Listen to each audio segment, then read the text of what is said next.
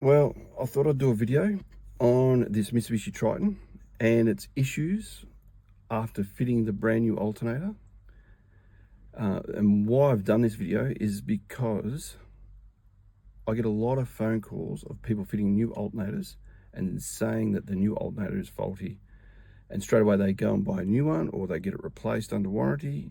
But majority of the time when the old alternator is returned to us, or the one they've just purchased, there's nothing wrong with it. Like, I put it on the test bench and it's 100% right. And with that, there's usually issues going out, how can I explain it, outside of the alternator. So your sense wires not getting the correct voltage, there's resistance somewhere and all that sort of stuff.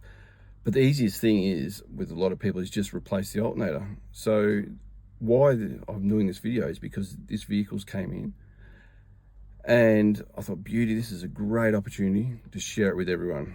So I'll give you a bit of an understanding of what's happened here. Is the new alternator's fitted, everything's been wired up, started up, and it's pumping out 13.1 volts down to 12.9 volts. And straight away, you just assume, oh, it's a dud alternator.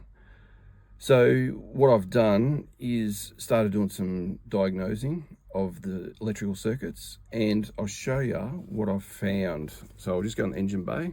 I've actually done the work already, fixed the problem, but I'll give you an example of what's actually happened. So the alternator's down there. So the brand new alternators, if you can actually see it,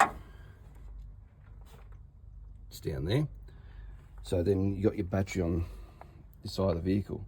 So then you got your main wire circuit to the alternator, which is down here.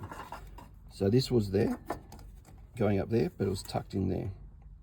So I've pulled it all out, and I started checking the resistance out, and I've noticed all of a sudden, this is the wire, main wire going to the alternator.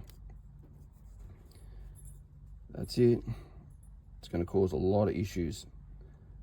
So it's still charge, but not well. But at the end of the day, there's a lot of resistance there. That wire is going to get hot, which it was. So this is the first sign I'd be looking for.